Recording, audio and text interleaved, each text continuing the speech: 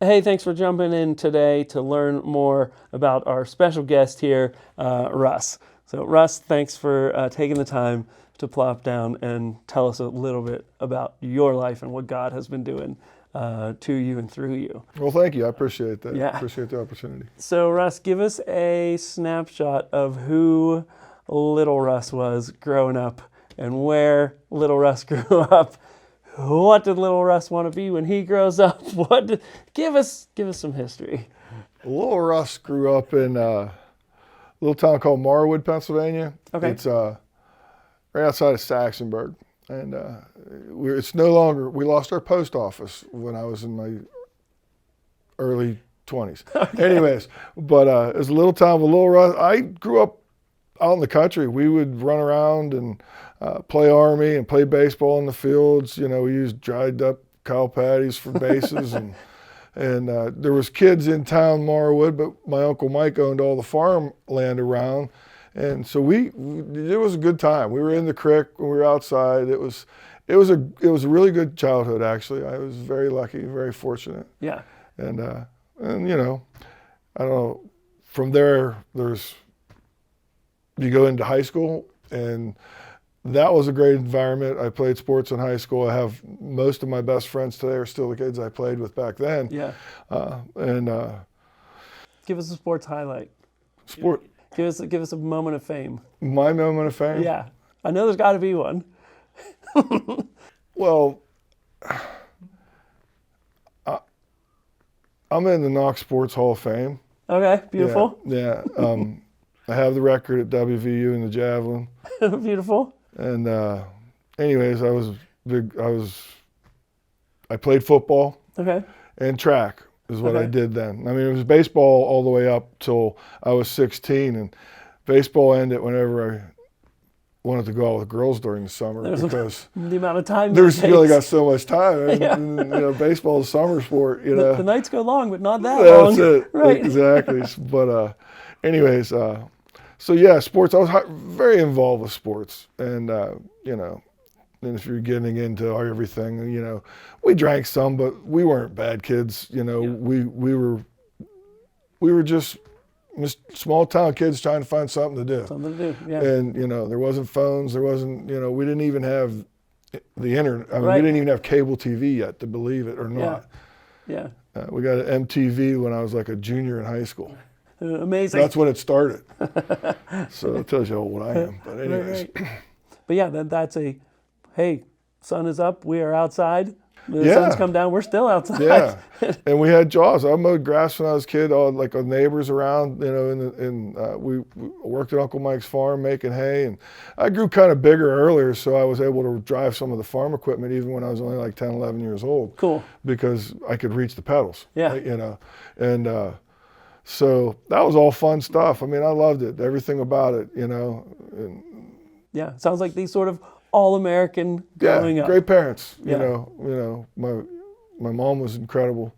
But anyways, from there, I got a scholarship. I went up to Western Michigan for one semester up in Kalamazoo, Michigan. Cool. Not a semester. I went for a whole year. Whole year, okay. And I walked onto the football team, and after a couple of weeks, decided I think I'm just going to keep chucking the javelin. Sure. So, because I had a scholarship for the javelin, so I thought that's good enough for me. Yeah, stay protected. And I think, you know, it was a good decision because they own you, and also I did enough damage to my body. I don't need 4 years of college football on top of it.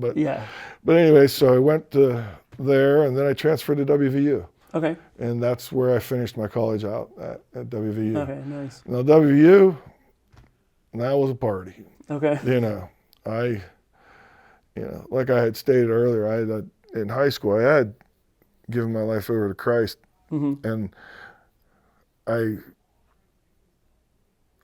just felt I was led to it, but I was also somewhat of disingenuous because I think I went to the things that I went to because the girls were there. Sure, yeah. And I don't know, it seemed like that's what I should do. And obviously later in life, when I reaffirmed my faith in Christ and got baptized, it made a difference. Even then, even after that, I still fell. Yeah. you know, and fell away from the Lord. And then to see His revival in my life it's you know, my sister, my brother, everyone that loves me thinks it's a miracle. Yeah. And I think it is, because and they can see who God is and some of yeah, the character of God through your life. yeah, everybody should die. I should have died a bunch of times. Yeah. And they were all preventable situations. Sure. Yeah. But I put myself there. And all right, we'll go back to a little bit to college. What happens after college? after I get out of college, Yeah. my mom's got cancer. Okay. And so actually when I got out of college, I didn't actually graduate. Okay. I didn't realize. Till I got a thing in the mail, because I had a class in the business school that it was a midterm and a final. Okay. I totally biffed the midterm. Thought I did good. Yeah. Didn't. Okay. I had 18 credits that semester. Too late to drop it. I'm failing it. Gotcha. Didn't realize that I had to take another class to offset that F Yeah. with a A. Gotcha. Find this out afterwards. My mom's got cancer, and she battled it for like 9 months, Okay. 10 months, and passed. Okay. And And you were able to be home at that time. I was home at that Yeah. time. I was working at the cement plant.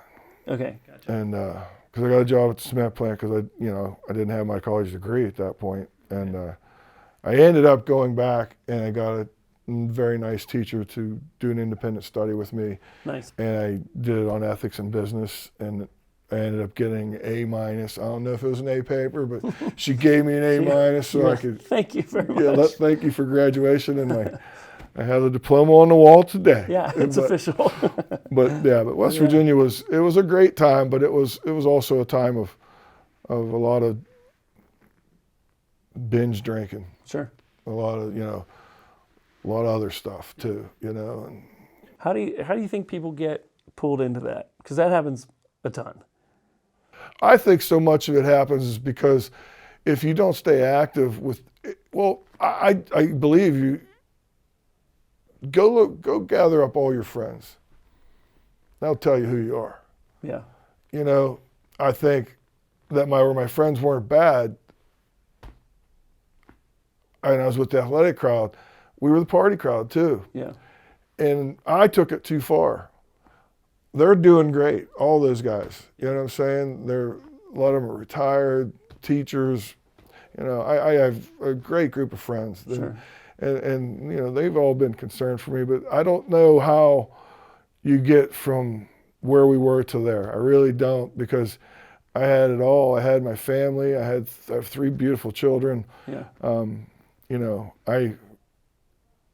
I've been given a lot in this life, but somehow there was always something more that I needed. Okay. Even when I had what I thought I needed, there was something more pulling me. Okay. I don't know. Yeah. It's all coming out of my head right now. So, Sure. But I think that sermon this week was so powerful, as far as like, when you lose your why, you lose your way. Yeah. And that was like what happened when my kids all left home. Sure. It was just like, wow. A little bit of purpose change. Yeah. It's like nothing was fulfilling any longer. Gotcha. And that was a problem. So I numbed myself, and Because you have time on your hands. I had time on my hands. I wasn't going to practice. I did coach high school football for 2 years then, Okay. and I was good during the season. Yeah. But I would drink at night. I would drink afterwards. Yeah. But I never was affected as far as drinking going into a practice or a game or any of that situation. Sure. I could at least separate. I was good enough. Yeah. I could do that, so I surely can't have a problem. Right. That's what you're telling yourself. Yeah, that's what you're telling yourself. Yeah. And but anyways, you end up falling down and just 30-year marriage gone, lost my job. I was in rehab like 3 times, and What are people saying around you when they were you're, done. when you're kind of in that, like, Oh. they see you descending, and you're telling them, "Hey, no, I got it, it's fine." Tell us a little bit about that relationship and that communication, that back and forth. Well, the thing is, I got to the point where I lied to them. Okay. So, and I tried to isolate. Okay. That was the biggest thing. It was like, I didn't go out to the bar. Nobody knew, Yeah. I was numbing, hiding at home, hoping my phone didn't ring and nobody knocked on my door. No one's going to show up and check on you. Yeah. Yeah. Yeah. And, but, when I say I should have died several times, it's like, my friends came and got me. I guess the good Lord had enough in me, put enough in me to actually reach out and call them, not for help, just to talk to them. Sure. But they knew I needed help when they talked to me. Yeah. And they came. I mean, when I went to the hospital, my blood pressure was 66/44, and I was in renal failure. Yeah. I didn't know that. I couldn't walk. They had to get a wheelchair to wheel me in. Right. I don't live that day if my friends don't come to see me, because that night I don't, I just don't think I'll wake up the next day. That's there. And, you have those experiences and it makes you wonder, why am I still alive? Yeah. And I don't know, I'm kind of jumping around a lot, but when you think about those kind of things, it's because you say, why do all you people care so much? Okay. Yeah. I'm just doing it to me. Sure. I'm not doing it to you. Yeah. And it hurt so many people and scared so many people because, with near death. And I don't know. My grandchildren have been a big revival. I think it's almost like a reward that Lord has given me because I was not allowed to see them. Gotcha. And kind of a boundary. There was a boundary that you set. Started to respect. Exactly. Absolutely, there was a boundary there, and I respected it. And when I started going back to how I got involved at Orchard Hill, when my sister got me there, said, go, you should go. And Lori and Ken, that's Brady's mom and dad, they're just the greatest. And, everyone there was great. Yeah. But I wasn't ready yet. And I was still kind of in that, I wasn't drinking all the time, but I might every now and again. And anyways, I went to a sober living facility. Okay. After a rehab relapse, after about 3 months, down in Pittsburgh. Mm-hmm. And one of the main things I focused on was my relationship with God, because I knew it was broken on my end. Sure. You know what I mean? He never left me, I left him. Yeah. Because that's immediately what would happen. Yeah. I would immediately stop going to church and stop praying. Yeah. Even though I know, that door's open. You're still going to choose to walk away. Because I feel ashamed. Yeah. Look at me. Why would he want me? Even though I know. Yeah. And that's one of the biggest things about recovery is like, I know I'm jumping around, I apologize, but it hits me. It's like, until you can forgive yourself, you can't move on. Yeah. And one of the biggest parts about forgiving yourself is Jesus Christ, he's already forgiven me. Yeah. Job is done. Yeah. So pretty arrogant on my part. To reject that. Yeah. And that's it's hard to sink into a stubborn, hard-headed person sometimes, but it really started coming. And then when I started going to church and I started feeling the messages, like feeling them in my life, like feeling like the message was for me. Yeah. It was like, not for, I know it's for everyone else, but it felt personal, and I should, and I hadn't had that, I've had that experience before in church. Yeah. But not on a consistent basis where I couldn't wait to see what was next the next week when we were doing these series, because they helped me through my days week to week, Yeah. It's like, well, God, what are you doing to me? Yeah. Yeah. Do you feel like the church is a safe place for you? Absolutely. Like the people inside of there, absolutely. They are maybe less concerned about who you were, more concerned about who you are today? Absolutely. I don't go and advertise, but I'm sure people understood that I had a problem. Sure. I mean, in all honesty, Lori knows, And Brady knows and Ken knows that I showed up there one time intoxicated. Yeah. And they took care of me and got me out of there. Yeah. And they said, boundary again. Come back. Hey, respect, but not a go away. Never, you wouldn't even know it ever happened with them. Yeah. They only care about you. Yeah. They don't care. It's not about them, how they feel about this, that, or other thing else. They love you and want what is best for you. And that's, you know, that's all you ask for. Yeah. You know, that's the love of Christ right there. Right. I mean, and I see it and I feel it there. And I feel from everybody. Yeah. I mean, maybe I wasn't open before, I don't know, because I've always had relationships with people with the churches I went to before. Yeah. But I just didn't feel led to go back there every Sunday, or I didn't want to go back there every Sunday. Yeah. I felt led there by obligation. Yeah, not community and No, looking forward to people. No, exactly. Yeah, learning. Not for what I go for now. And participating. Yeah, exactly. And it's just like everything, like Clinton Benetti, I met him, he goes to church up there, and him and his wife, and he was coaching up Mars, and you know, my daughter did track, and I got to meet him then. Before I ever when I came to church, he's like out in the park, like, hey, what are you doing here? here? Yeah, he's saying we're both same thing. He goes there, and he's like wondering what I'm doing here. Yeah. I was like, oh, okay, I guess Clint goes here. He's parked. Show me where to park. Yeah. And but anyways, it just that makes a difference though. It does make a difference. People getting involved, people volunteering and saying, hey, this is who I am. Well, I think one of the important things is as well is I was kind of at that point, I wasn't working, I was kind of in between, and so I could do, when I really felt like I wanted to do something, I started doing the Saturday morning thing. I haven't been able to do, I need to get back to it now that I'm not working, but my whole point is you get to meet people from the church outside of the service. Yeah. You know, you're there from like 7:30 in the morning till around 10:30. Yeah, and you're talking about the food. The food thing. Yeah. Okay, gotcha. Yeah, and tomorrow I'm excited because I'm going to do the cornhole thing. We did the same thing. We did the trip up to Lake Arthur on the cruise. But I'm saying all those things I think have been such a vital part of my relationship with the church in a fashion that totally strengthens and builds my relationship with Jesus. Yeah, and it's real. It's real. Yeah. Yeah, and that's the big thing. It's like, because am I going to do everything right? Absolutely not.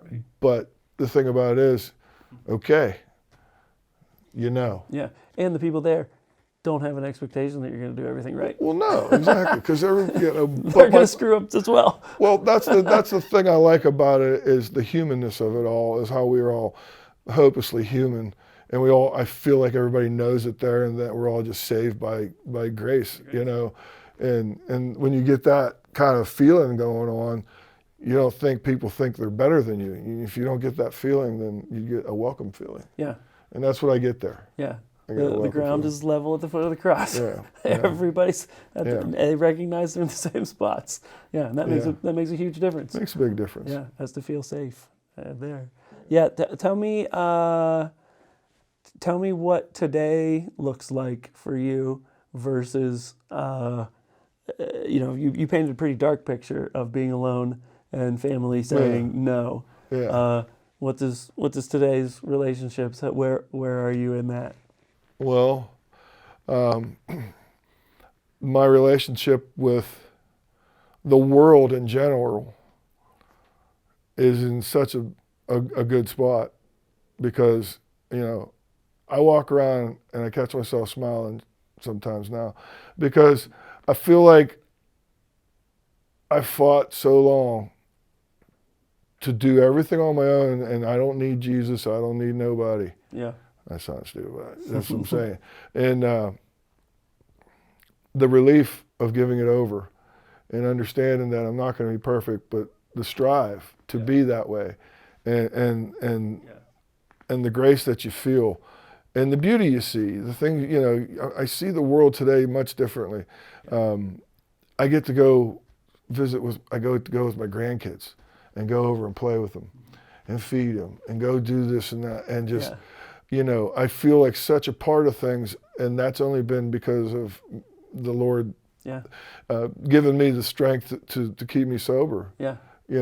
And it saved my life. Everything. He saved my life. Yeah. Everything about my life. I was going nowhere. I was headed for death. Yeah.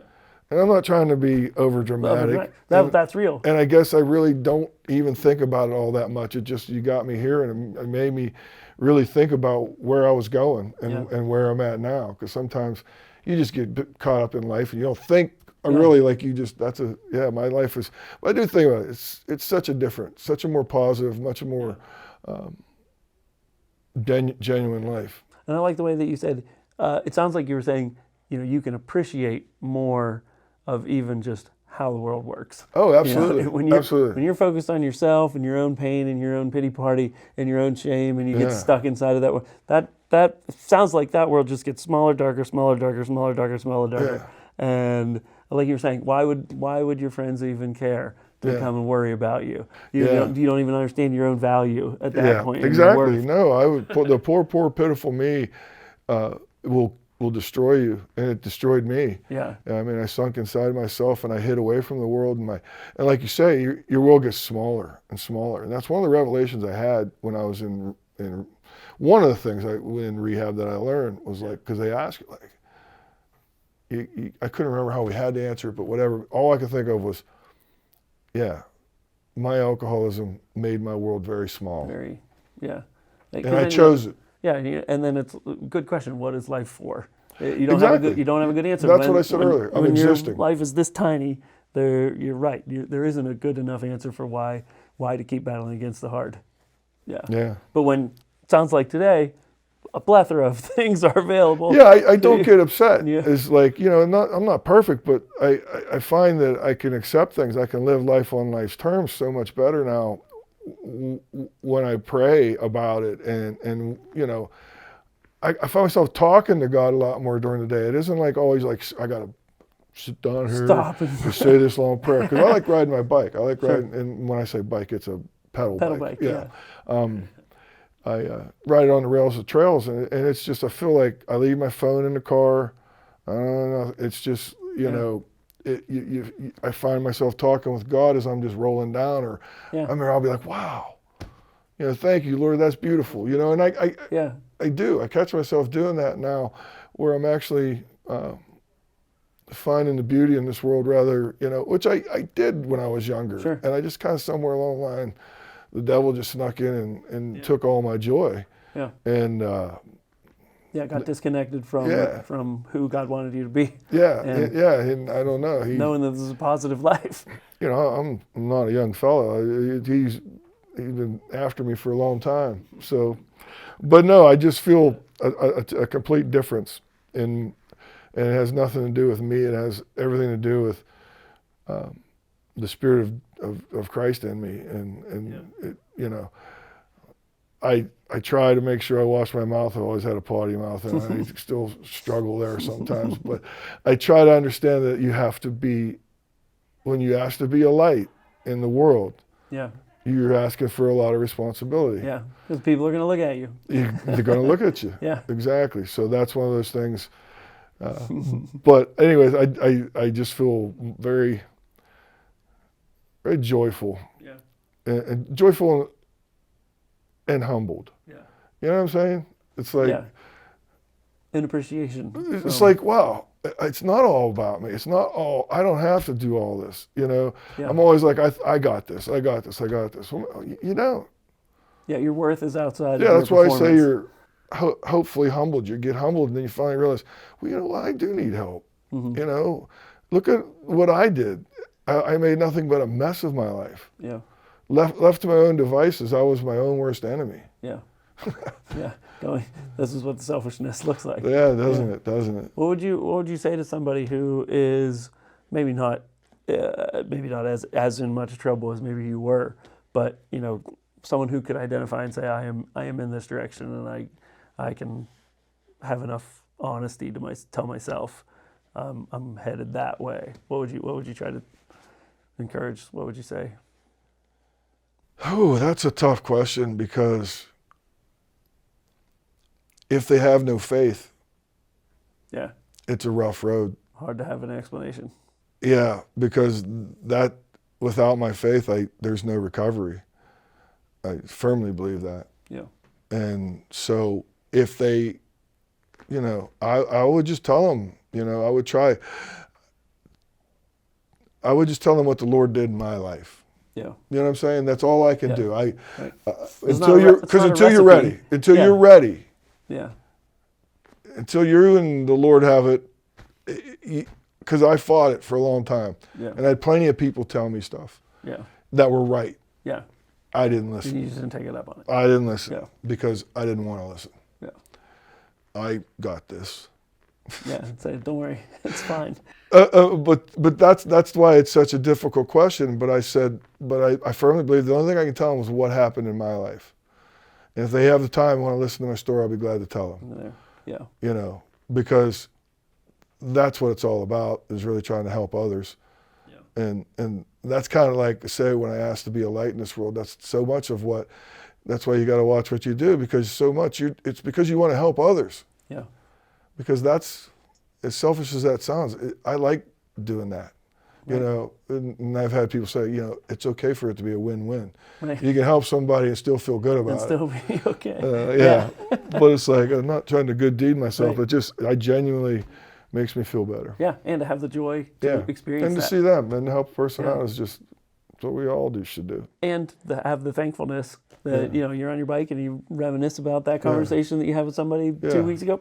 Hey, God, thanks for putting me there in that place. Absolutely. Keep praying for that person. Keep checking in on them. Hey, how's it going? Absolutely. How's it there? Yeah, and what that, it sounds like you're saying, this community of faith, this community of believers, that's where you want to. That's where you want to invest. Absolutely. And when I've said this to people, it's like, some people think they don't need church, and maybe they don't. Maybe they have their own church. I get that. Yeah. But I need that community. I need that fellowship. I need that accountability. Yeah. Not just, I need that accountability and that communion, and I feel something there. Yeah. It's not, I feel like I'm in the house of the Lord. I'm not just in church. Yeah. Yeah. And like you're saying, you're in relationship with enough people now. Yeah. They're going to, if you start to stray, they're going to let you know. Yeah. And you're going to appreciate that now. Yeah. As opposed to maybe before, whatever, I got it. Yeah. Type of attitude. Absolutely. Yeah. No, I feel very blessed to be in this position I'm in at this moment in life. Yeah. Absolutely. You talk about spending time with grandkids and everything. How do you want your grandkids to remember you? I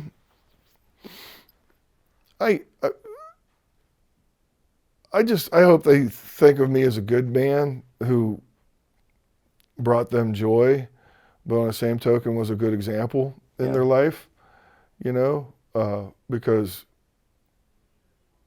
they're going to get lots of joy from this and that, but I want to have that grandpa relationship that everybody goes for, but on the same token, I pray for them every day that we can grow them into the men they need to be. Yeah. And that's why today was so hard on me when I thought about that.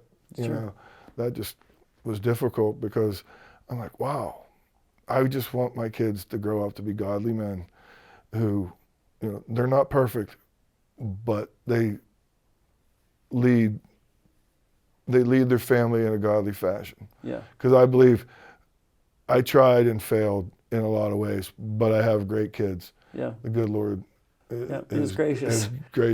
And I just, that's what I think about with my grandkids, is that I just want them to be godly Christians who understand. Yeah, that they're loved. That they're loved. Yeah. Absolutely. Aside from their performance. Yeah, absolutely. You are a child of God. Yeah, absolutely. That's all that needs to be said right there. Yeah. An heir to the King, and all that comes with that, and an understanding of the value and the worth. Absolutely. That is. So, once again, that's where that let me be a light. Yeah. If I want that for them, then I have to provide that for them. Yeah. You have to provide the example. Yeah, be that model. Yeah, I can't, So that's another thing that drives me. Mm-hmm. Because I haven't really been in their life. Yeah. For, more so in the last 3-4 months than ever. Yeah. you know, and it's been such a joy. Feels great. Yeah, it is. It absolutely feels like A gift. I was just going to say a reward, a gift. Yes, Yeah, exactly. reward. Yeah. Yeah, of which that's probably how it should work. Yes, absolutely. Cool. All right. Well, Russ, thanks for joining us today. Thank you for being willing to be vulnerable with the community. And like you said, open up who you are and where you've been and who you are now. And it's fantastic to hear what God is doing. Yeah, it's kind of funny because you were asking about the church community and embracing and all that. Yeah. I wouldn't do this if I didn't feel comfortable with my church family. Sure. You know what I'm saying? Because Right. it's going to go out to all of them, but I don't know all of them. Right. That's right. I never met you till today. Right. Exactly. But you know what I'm saying? So, yeah, I appreciate it. This is what God can do. Exactly. Pretty awesome. Yeah. All right, well, thank you for joining us. If you liked this, hit the like button, hit the subscribe, share with the friends. We've got a bunch of great content here on Orchard Hill Plus. And as you can see, it really does make a difference in people's lives. So thanks again for joining us. Have a great day.